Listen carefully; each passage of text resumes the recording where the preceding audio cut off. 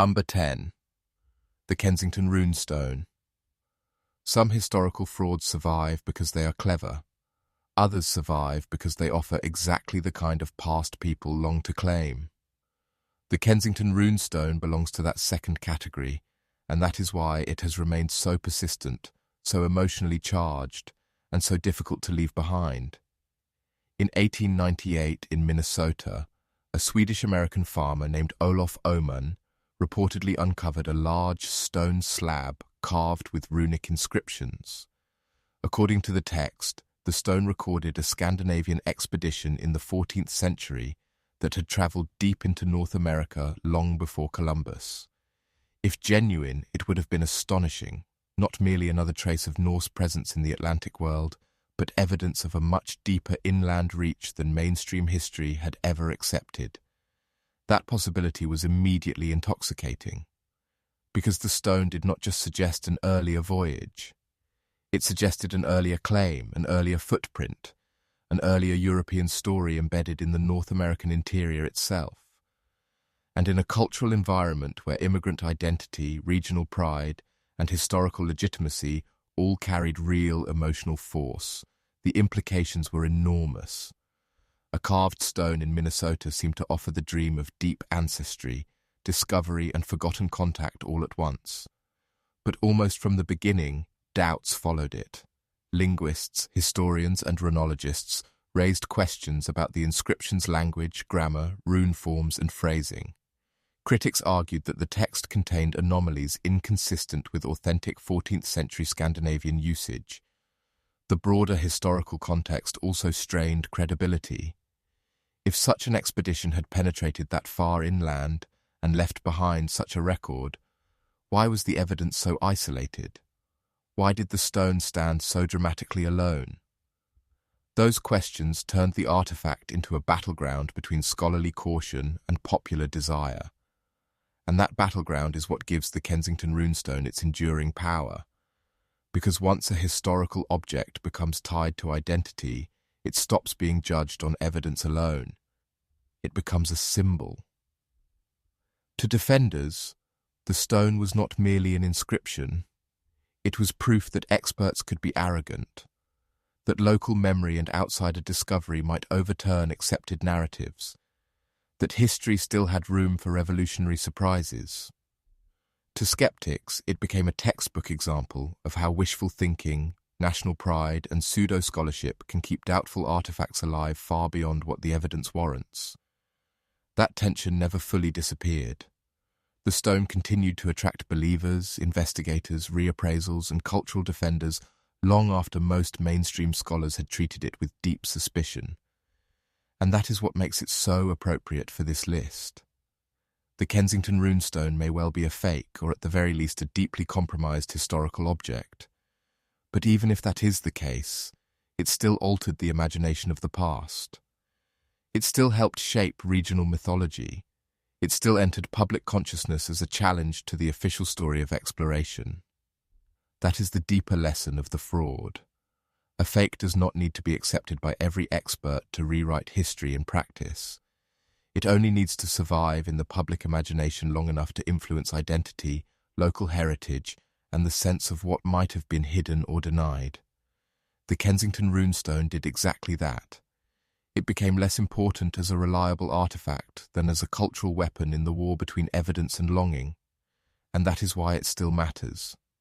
Because history is often most vulnerable not when people know the least, but when they desperately want a particular story to be true. The stone offered Scandinavian America a dramatic ancestral echo in the continent's interior, and once that image took hold, doubt alone was never enough to erase it. The Kensington Runestone may not have rewritten the academic record cleanly, but it rewrote something else that is often just as powerful. The emotional map of the past, number 9, the tiara of Saitaphernes. Some fakes succeed by looking ancient. Others succeed by flattering the people who most want to possess the past. The tiara of Saitaphernes did both, and that is part of why its story remains so revealing. In the late 19th century, a magnificent gold tiara appeared on the market and was presented as an extraordinary artifact from the ancient world. It was allegedly connected to the Scythian king Saitaphanes and seemed to embody exactly the kind of discovery museums and collectors dream about. Precious metal, royal association, classical antiquity, and the aura of a lost civilization suddenly made visible in glittering form. The object was ornate, impressive, and almost too perfect in the way it seemed to bridge archaeology and fantasy. That last detail should have been a warning. Instead, it became part of the seduction. The tiara was eventually purchased by the Louvre, one of the great cultural institutions of the world. That decision gave the object extraordinary legitimacy. Once a museum of that stature accepted it, the tiara was no longer merely an object in circulation. It became, for a time, a piece of history itself, validated not just by appearance, but by institutional authority. Visitors could look at it and see not uncertainty, but civilization curated and confirmed behind glass. And yet suspicion did not vanish. Some scholars questioned the object's style and authenticity. Something about it felt wrong. Too polished, too eager, too perfectly aligned with what the market wanted antiquity to look like. Those doubts proved justified. The tiara was eventually exposed as a modern forgery, created by a skilled goldsmith rather than an ancient civilization. What had been celebrated as a remarkable survival from the distant past turned out to be a product of modern deception, ambition, and craftsmanship. But the most interesting part of the story is not simply that the museum was fooled. It is why the fraud worked at all. Because the tiara of Saitaphanes succeeded in a world hungry for spectacular antiquities, a world in which museums, collectors, dealers, and scholars were all entangled in prestige, competition, and the desire to secure objects that would elevate institutional status.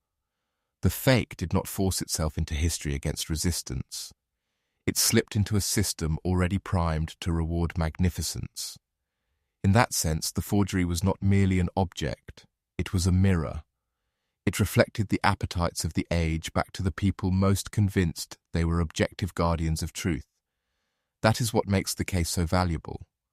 The tiara did not just embarrass a major museum, it revealed how authority can be manipulated when beauty, rarity, and ambition converge. It showed that expertise is vulnerable not only to ignorance, but to desire. People do not always accept fakes because they are careless. Sometimes they accept them because the fake is offering something they already wanted to find. And once a forgery enters a great institution, even temporarily, it leaves a real historical mark. For a time, the tiara of Saitaphanes shaped public understanding of antiquity. It was displayed, admired, interpreted, and absorbed into the cultural imagination as authentic heritage. Its falsehood did not prevent it from having real consequences. That is the unsettling logic at the center of many major frauds. An object can be false in origin and still historically powerful in effect. The tiara belongs here because it demonstrates one of the most dangerous truths about historical deception. A fake does not only succeed by imitating the past, it succeeds by understanding the present. The tiara of Saitaphanes told museums, elites, and audiences exactly what they wanted antiquity to look like, and for a while that was enough to make a lie shine like gold. Number 8. The Vinland Map. Some fakes succeed through drama, others succeed through restraint. The Vinland Map was powerful precisely because it did not look like a carnival trick or a treasure market fantasy. It looked scholarly, modest, serious, the kind of object that could quietly alter entire historical narratives without ever needing spectacle. And that is what made it so dangerous. When the map emerged into major public attention in the 20th century, it seemed to offer something extraordinary, evidence that knowledge of part of North America had existed in Europe before Columbus in a more direct and cartographic form than many had imagined. Associated with a manuscript context that appeared medieval, the map seemed to show a land identified as Vinland, connected to the Norse world, and therefore to the possibility that pre-Columbian transatlantic contact had been recorded not only in saga tradition, but in learned European mapping. If genuine, it was explosive, because maps carry a special kind of authority. A legend can be dismissed as storytelling, a text can be reinterpreted, but a map feels practical, measured, intended to describe the world rather than merely imagine it. That is why the Vinland map seemed so powerful from the beginning. It offered the impression not just of discovery, but of documentation. A visual proof that the medieval world may have known more than later history gave it credit for. And in a century fascinated by revision, exploration, and historical breakthrough, that possibility was irresistible. Yet suspicion followed closely behind admiration. Questions arose about the map's provenance, its materials, its relation to the manuscripts associated with it, and the chemistry of the ink. Scholars argued over line quality, dating, and whether the object truly belonged to the medieval world it appeared to represent. The debate became long, technical, and increasingly revealing. Because as the controversy deepened, the map turned into more than a disputed artifact. It became a test case for how historical authority is made, challenged, and defended. That is what makes the Vinland map so important. It did not simply deceive by claiming something impossible. In fact, that would have made it easier to reject. Norse contact with North America was not a fantasy. There were real historical grounds for fascination with Vinland. That is exactly why the map worked so well. It attached itself to a possibility close enough to truth to become persuasive. The best frauds often do that. They do not invent from nothing. They slide themselves into a gap where history already feels unfinished. And once that happens, belief becomes harder to dislodge. Because people were not only responding to the object itself, they were responding to what it promised. A refined medieval witness to a world discovered early, a challenge to older narratives of European exploration, a neat visual bridge between archaeology, saga, and cartography. Even those who remained cautious could feel the intellectual allure. The map seemed to offer not chaos, but elegant correction. And elegant corrections are often more seductive than wild claims. Over time, however, the evidence increasingly turned against it. Scientific analysis and scholarly reassessment pushed the object further and further toward forgery. Yet by then the Vinland map had already done what major fakes so often do. It had entered the historical imagination. It had shaped debates, headlines, and public understanding. People who never examined the chemistry, never studied the manuscript chain, and never read the scholarly arguments still absorbed the basic idea.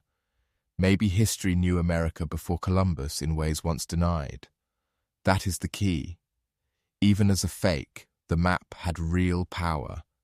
It influenced how people imagined exploration, medieval knowledge, and the fragility of accepted narratives. It helped create a cultural atmosphere in which the pre-Columbian past seemed more open, more contested, more vulnerable to dramatic rediscovery. In that sense, the forgery did exactly what the most effective frauds do. It changed history not by being true, but by arriving at the exact point where truth was already unstable enough to let it in. The Vinland map belongs on this list because it reveals how scholarly-looking deception can travel farther than obvious fraud. A fake relic dazzles. A fake map instructs. And once people think they have been taught something new about the world, the correction often comes too late to erase the mark. Number 7. The Ossian poems. Some frauds are built from objects, others are built from language. The Ossian poems were among the most influential literary deceptions in modern history because they did not merely claim authenticity. They offered an entire lost world, a vanished heroic voice rising out of ancient Scotland, as though history itself had suddenly begun speaking in epic form. In the 18th century, James Macpherson published works he presented as translations or recoveries of ancient Gaelic poetry attributed to a bard named Ossian. The poems were filled with melancholy grandeur, heroic memory, mist-covered landscapes, warriors, grief, and the fading dignity of a world already disappearing into legend. For readers across Europe, the effect was electrifying. This seemed to be proof that the Celtic past possessed its own ancient epic tradition, equal in emotional depth and cultural weight to the great literary inheritances of classical antiquity. That possibility landed with enormous force, because the poems appeared at exactly the right historical moment. Europe was hungry for origins, for national soul, for emotional antiquity, for material that could stand against the dominance of Greco-Roman models and give emerging cultural identities something older, deeper, and more native to claim. Ossian seemed to offer all of that at once. The poems were not just admired, they were embraced, translated, celebrated, and woven into the imagination of Romanticism itself. Writers, artists, intellectuals, and national thinkers found in them a mood that felt ancient and modern at the same time. And that is why the fraud mattered so much. Because doubts arose early, critics questioned the authenticity of the source material, the nature of Macpherson's translations, and the extent to which he had altered, invented, or entirely composed what he claimed merely to recover. The deeper scholars looked, the more the case seemed compromised. It became increasingly difficult to accept the poems as faithful transmissions of a lost epic tradition in the form Macpherson had presented. Fragments of older material may have existed. Oral traditions certainly existed. But the Ossianic world that swept across Europe bore the unmistakable imprint of modern construction. Yet exposure did not erase influence. That is what makes the Ossian poems so fascinating. They helped reshape literature and cultural identity even as their authenticity was collapsing. They inspired readers who responded not only to the claim of antiquity, but to the emotional texture of the work itself. Landscapes, moods, nationalist sentiment, heroic sorrow, and the beauty of fading worlds, all of it fed directly into artistic and intellectual currents far larger than one author's honesty. In other words, the fake became real in effect. That is always one of the most unsettling things about historical fraud. A fabrication can fail as evidence and still succeed as destiny. The Ossian poems altered what people thought ancient voice could sound like. They gave Scotland and the broader Celtic world an imagined literary antiquity powerful enough to shape self-understanding, even if that antiquity had been filtered, distorted, or partially invented by modern hands. The fraud did not just mislead scholarship, it helped generate culture. And perhaps that is why it remains so difficult to classify cleanly. Was Macpherson simply a fraudster, a nationalist fabricator, a literary opportunist? Or was he also a myth-maker who understood that the modern world craved ancestral grandeur and was willing to create the version it wanted when the authentic record proved too fragmentary to satisfy? That ambiguity matters. It reveals that some deceptions succeed not because they are technically flawless, but because they answer a hunger too deep for audiences to resist. The Ossian poems belong here because they show how false antiquity can become historically creative. A forged charter changes power, a fake map changes geography, but a fabricated epic changes emotional inheritance. It tells people who they were in language beautiful enough that many will keep listening even after they know they were deceived. Number 6. The Cottingley Fairies. Some frauds become influential because they exploit power. Others become influential because they exploit longing. The Cottingley Fairies belong to that second kind of deception, and that is why their story remains so revealing. In 1917, in the village of Cottingley in England, two young girls, Elsie Wright and Frances Griffiths, produced a series of photographs that appeared to show them in the company of fairies. The images were strange, delicate, and almost absurdly charming. Winged figures posed in the natural world, as though folklore itself had stepped into the frame. At one level, it could have remained a small family curiosity, a children's prank, a private amusement. But it did not remain small. It entered the public imagination at exactly the moment such a thing could thrive. The First World War had shattered Europe.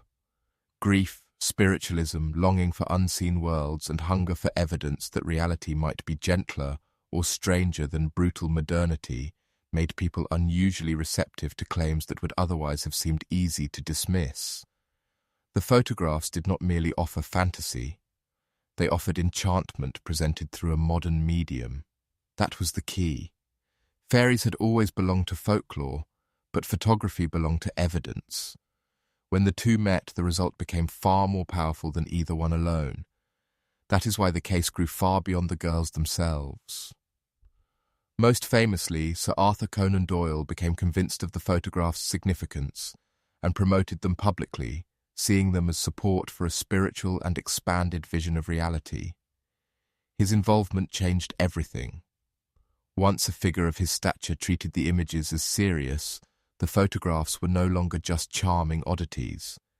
They became part of a wider cultural struggle over belief, evidence, and the boundaries of the real. Experts examined them. Debates spread. The fairy images became a test of whether modern people still had room for wonder, or whether the desire for wonder could override judgment itself. And that is what makes the Cottingley fairies so important. Because the fraud was not especially sophisticated in the deepest technical sense. The fairies were staged, crafted from cut-out figures, and arranged for the camera. Yet the images worked because they landed in a society emotionally prepared to help them succeed. That is often the true engine of historical deception. The lie does not conquer resistance alone. It is carried by a public mood already waiting for it. That mood matters here more than the prank itself. The girls eventually admitted the photographs were faked, though even then one image retained a small zone of ambiguity in their later reflections. But by the time the confession fully settled the case, the damage, or perhaps the transformation, had already been done.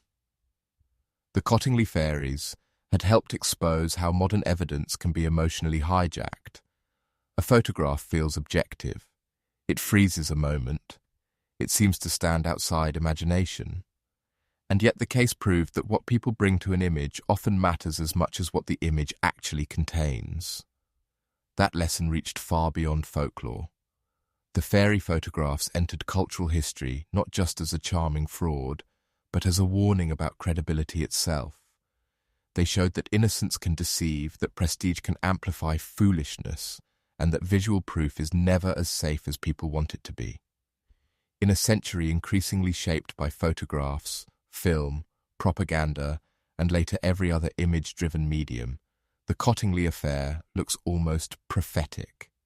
It revealed early and elegantly that seeing is not the same as knowing. And still the case retains a peculiar tenderness. That is part of its danger. Not all frauds are brutal or politically poisonous on the surface. Some arrive wrapped in beauty, childhood, and the promise that the world may still contain hidden magic. Those lies can be harder to resist because they do not only flatter ideology, they flatter hope. The Cottingley fairies belong on this list because they rewrote something subtle but important. They changed the relationship between fantasy and evidence in the public imagination. They proved that a fragile fiction, if presented through a trusted medium at the right historical moment, can move adults, institutions, and cultural debate in ways wildly disproportionate to its actual craftsmanship. A fake ancient relic can fool a museum. A fake document can fool a government. But a fake image that tells people the world is still enchanted can fool something even deeper. Their need to believe that modernity has not explained everything. Number 5. The Hitler Diaries. Some frauds are powerful because they invent the distant past. Others are powerful because they try to seize control of a past that is dangerously close, politically radioactive, and still morally unresolved. The Hitler Diaries belong to that second category. In the early 1980s, a sensational claim erupted into public view. A cache of personal diaries allegedly written by Adolf Hitler had been discovered. If authentic, the implications were enormous. These would not have been just more Nazi artifacts. They would have been intimate documents from one of history's most studied and monstrous figures, material capable of reshaping scholarship, media narratives, and public understanding of the Third Reich. Personal writings from Hitler promised what audiences always find irresistible: the illusion of direct access to the mind at the center of catastrophe. That promise created the perfect atmosphere for deception. The diaries were embraced by journalists and institutions eager for the scoop of the century. The German magazine Stern became heavily invested in them, and international media interests surged. The idea that such documents could emerge decades after the war carried immense dramatic force. They seemed to offer not just information, but revelation, as though history itself had withheld one final secret archive and now chosen to release it. That is what made the fraud so dangerous. Because Nazi history is already saturated with obsession, mythology, denial, morbid fascination, and endless attempts to reinterpret evil through new documents. Any supposed private writing by Hitler was almost guaranteed to attract enormous attention. The diaries did not need to be perfect. They only needed to exist in a context where institutions feared missing the story more than they feared being wrong. And soon enough, they collapsed. Experts exposed the diaries as forgeries. Scientific analysis of the paper, ink, and materials helped reveal that the documents could not be authentic wartime writings. The fraud unraveled publicly and humiliatingly. What had been presented as a monumental historical breakthrough became one of the most infamous media and authentication scandals of the 20th century. But the deeper significance of the Hitler diaries lies beyond embarrassment. They revealed how badly people want new keys to sealed historical chambers, especially when the chamber belongs to a figure as central and horrific as Hitler. The diaries promised that the ultimate political criminal might still have hidden something in his personal voice that scholars had not yet seen. That possibility was enough to lower institutional defenses. And once that happens, the forgery does not just exploit greed. It exploits the structure of modern historical desire itself. That desire is never neutral. Because with Hitler, any new material carries the risk of subtly changing how the public imagines him. A forged personal document can humanize, complicate, sensationalize, or distort simply by existing in the right narrative frame. The Hitler diaries were especially dangerous because they could have fed exactly that process. Even though they were exposed, the episode demonstrated how easily a false archive might intervene in one of the world's most consequential historical memories. And in that sense, the fraud already succeeded. Not as authentic history, but as a real event in the history of media, scholarship, and public appetite. It showed how prestige institutions can become vulnerable when exclusivity, money, competition, and historical glamour converge. It showed that even the most scrutinized past is still open to manipulation if someone can package a forgery convincingly enough. And it showed that the closer a subject is to collective trauma, the more intense the hunger for documents that seem to reopen it from the inside. That is why the Hitler diaries belong on this list. They did not rewrite the Third Reich through truth. They rewrote the conversation around authority, journalism, and authenticity in the modern age. They became a lasting warning that even the most heavily documented history in the world can still be targeted by fabrication, especially when the lie promises privileged access to the heart of darkness. A forged medieval relic may fool scholars, a forged political text may poison ideology, but forged words placed in the hands of history's most infamous dictator threaten something broader: the public's confidence that the archive itself can still be trusted. Number 4. The Protocols of the Elders of Zion. Some fakes are embarrassing, some are profitable, and some are so poisonous that their falsehood becomes almost secondary to the devastation they continue to cause. The Protocols of the Elders of Zion belong to that last category. It is not merely one of history's most infamous forgeries. It is one of the clearest examples of a fabricated text that escaped the world of deception and entered the machinery of hatred itself. First appearing in the early 20th century in the Russian Empire, The protocols claimed to reveal the secret minutes of a Jewish conspiracy to control the world through manipulation of finance, media, politics, revolution, and social collapse. The text was presented as hidden truth, forbidden truth, the kind of document conspiracy culture always craves, a secret blueprint supposedly explaining why society feels unstable and who should be blamed for it. That claim was a lie, and yet it was a lie engineered with terrifying effectiveness. The text drew on older political satire, plagiarism, and fabricated narrative structures, repackaging them into something far more dangerous by attaching them to anti-Semitic fantasy. It gave prejudice the false comfort of documentation.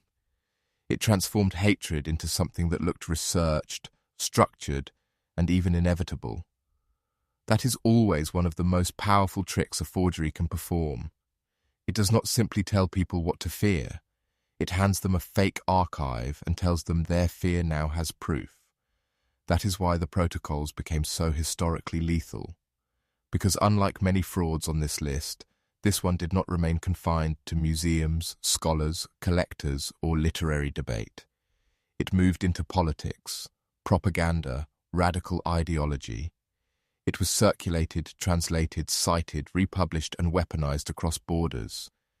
Even after being exposed as fraudulent, it continued to find audiences willing to treat it as truth, not because the evidence supported it, but because it gave shape to a hatred they were already prepared to embrace. That is what makes it so important to understand. The protocols succeeded not despite its falsehood, but because falsehood was precisely what made it flexible enough to spread. A real document can be limited by context. A forged one can be tailored to the anxieties of its time. The text arrived in an age of political upheaval, social tension, class fear, nationalism, and conspiracy thinking. It offered a total explanation for complexity, and total explanations are often the most seductive lies in history. Once it entered public life, the damage became enormous.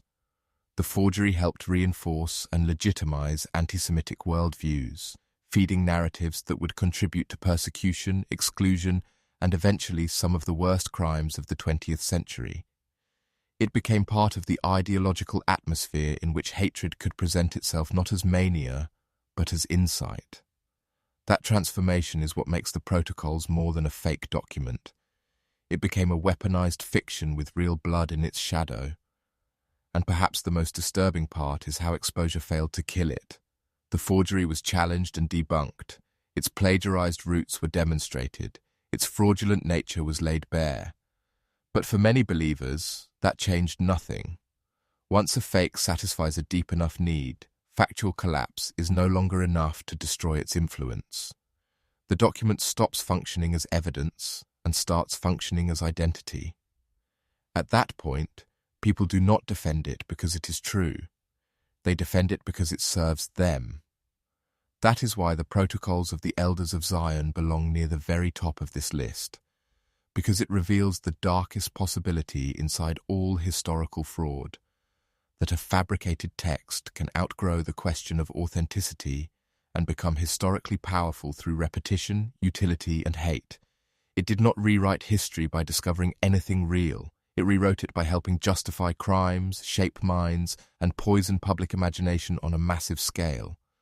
A forged relic can mislead, a forged map can distort, but a forged document that teaches millions to fear an invented enemy can alter the moral structure of an era. And that is exactly what the protocols did. Number 3. The Cardiff Giant. Some hoaxes are built to manipulate power, some are built to flatter belief.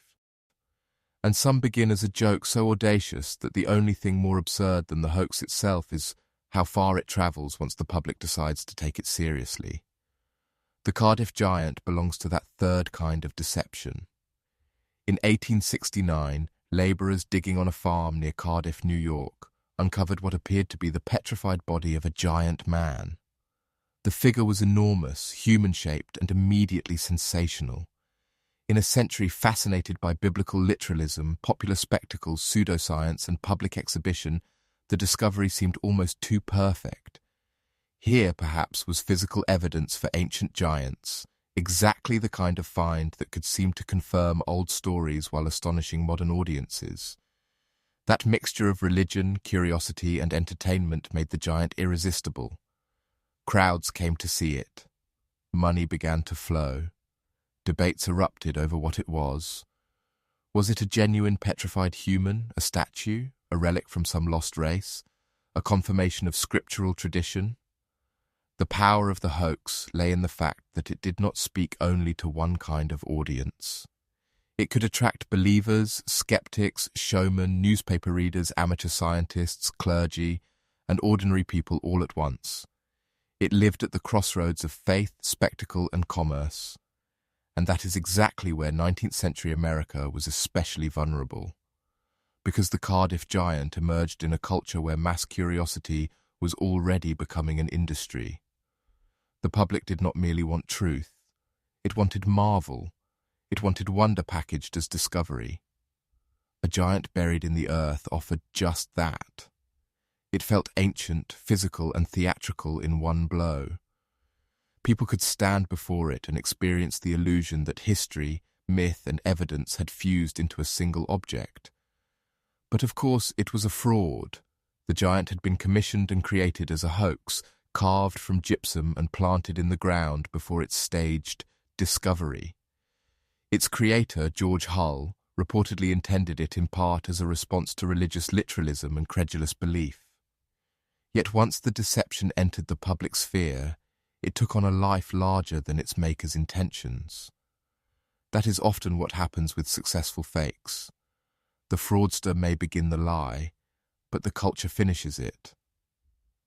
That is what makes the Cardiff giant historically significant. It did not merely fool people for a moment. It exposed an entire ecosystem of belief and appetite. Journalists amplified it. Entrepreneurs monetized it. Experts argued around it. Even P.T. Barnum entered the orbit of the story because a fraud that attracts enough attention becomes valuable whether it is believed or not. At that point, authenticity starts to matter less than circulation. The giant became an event, and events rewrite history in their own way. The Cardiff giant shaped public conversation about science, religion, spectacle, and deception in post-Civil War America. It became a landmark case in the age of mass hoaxes, when newspapers, show business, and popular curiosity could transform carved stone into national fascination. Even after exposure, the giant survived in memory because the hoax said something true about the society it fooled. It revealed a nation hungry for confirmation of myth, eager for novelty, and highly vulnerable to the authority of the physically displayed object. That is why the giant still matters. It reminds us that a fake does not need scholarly subtlety to become historically powerful. It only needs theatrical timing, cultural tension, and a public willing to pay for astonishment. The Cardiff giant rewrote history anyway because it became part of the American historical imagination, not as proof of ancient giants, but as proof of how easily spectacles can colonize belief. A forged manuscript can deceive through scholarship. A forged document can deceive through ideology. The Cardiff giant deceived through sheer physical presence. It stood there, silent and absurd, and let the public build its own fantasies around stone, and for a while that was enough to make a lie feel larger than life. Number 2. The donation of Constantine. Some fakes deceive collectors, some deceive scholars, and some are so successful that they help shape the structure of power for centuries. The donation of Constantine belongs to that last category. It was not merely a forged document. It was a forgery with imperial consequences, a text that helped justify authority on a scale far beyond the ambitions of most frauds in history.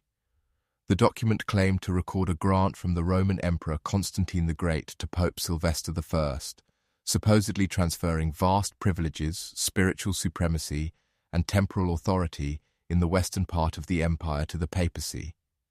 If genuine, it would have been one of the most important documents in Christian and political history. It seemed to anchor papal power not only in theology, but an imperial gift.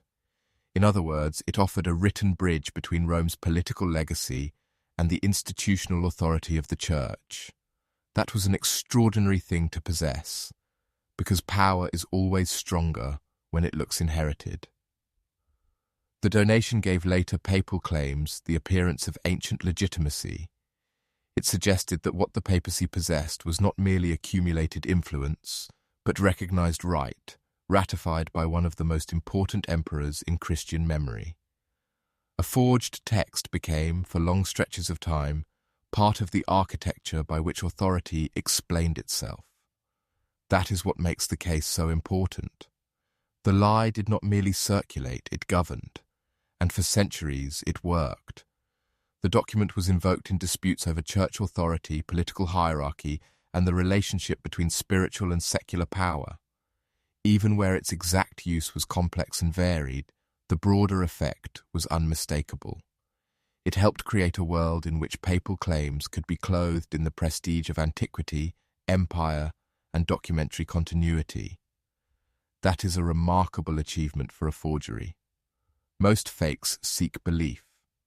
This one helped seek obedience. But cracks eventually appeared.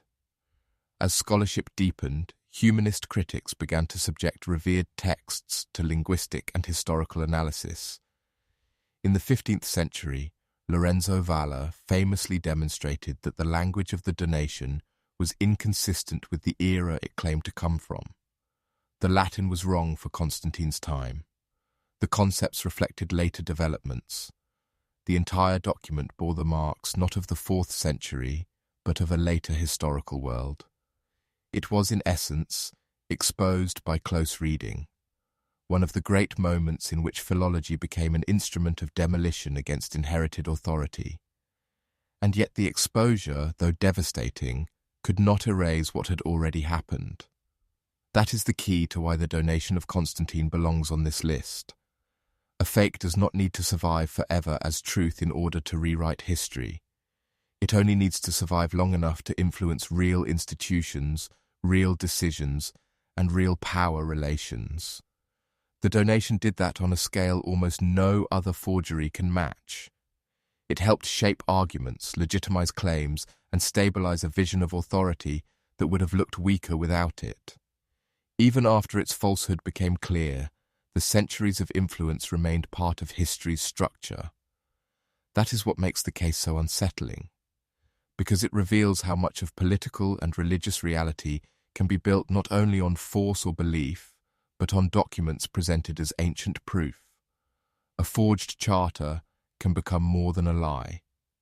It can become the legal poetry of domination, the story a system tells about why its hierarchy is natural, rightful, and ordained. Once that story is repeated long enough, institutions begin to inhabit it as though it were stone. The donation of Constantine was false, but its effects were real. It altered the relationship between past and power. It showed that one invented text, if inserted into the right historical bloodstream, could help redirect centuries of political imagination. That is not merely fraud, that is historical engineering. A fake artifact can fool the eye, a fake diary can fool the press, but a fake imperial grant can help teach civilization who is supposed to rule. And for a very long time, that is exactly what the donation did. Number 1, Piltdown Man. Some frauds flatter faith, some flatter nationalism, some flatter institutions. Piltdown Man succeeded because it flattered all three at once. In the early 20th century, at a gravel pit in Sussex, England, fragments of a skull and jaw were presented as the remains of an ancient human ancestor, a missing link between ape and modern man. The fossils seemed to show exactly what many people in the scientific world were eager to find: an early human with a relatively advanced brain case and more primitive jaw features. In other words, a creature that appeared to fit a particular model of human evolution, then attractive to many researchers. And not just any human ancestor, a very English one. That detail mattered enormously, because Piltdown Man did not arrive in an intellectual vacuum. Europe was in the grip of fierce scientific rivalry, imperial confidence, and national prestige. The discovery of an important early human fossil on English soil carried emotional and symbolic force well beyond paleoanthropology. It suggested that Britain, too, could stand at the center of humanity's deepest origins. The fraud was powerful because it did not simply offer evidence, it offered status. That is often the perfect condition for deception. The fossil evidence seemed persuasive enough for the time, and Piltdown was accepted by many as a genuine early human ancestor. Reconstructions followed, textbooks incorporated it, scientific models bent around it. For decades, the fake sat inside the story of human evolution not as a fringe curiosity, but as a major piece of the puzzle. That is what makes it one of the most consequential frauds in scientific history. It did not merely embarrass a few experts. It distorted an entire field, and it distorted it in a very specific way. Piltdown reinforced the idea that a large brain had evolved early because the skull appeared notably human-like while the jaw remained primitive. That fit comfortably with assumptions many researchers already favored. Evidence from elsewhere that pointed in different directions could therefore be minimized, delayed, or viewed through the shadow Piltdown cast. The fraud did not create evolutionary theory, of course, but it interfered with how evidence was weighed, how expectations were formed, and how the human story was told. That is why its falsehood mattered so much, because the object was not just wrong, it was influentially wrong. The exposure came only in the 1950s, when improved scientific testing revealed the truth. The skull and jaw came from different species. The material had been artificially altered and stained to appear ancient. Teeth had been filed down. What had seemed to be one of the great fossil discoveries of the age was in fact a carefully assembled forgery, built from human and orangutan remains and crafted to satisfy exactly the expectations it later exploited. That revelation was devastating, but also deeply instructive. Piltdown Man showed that science is not only vulnerable to lack of data, it is vulnerable to desire, prestige, and narrative convenience. The fraud worked because it told researchers something elegant, national, and intellectually flattering. It gave them an ancestor that fit too neatly into what many were already prepared to believe. That is why the case remains so important. It is not just about one fake fossil, it is about the weakness of expert culture when evidence confirms hope too perfectly. And no fraud on this list better captures the theme of rewriting history anyway. Piltdown changed public and scientific understandings of human origins for decades. It occupied museum space, educational frameworks, scholarly debate, and popular imagination. Even after its exposure, the damage had already been done. Careers, theories, and assumptions had moved around it.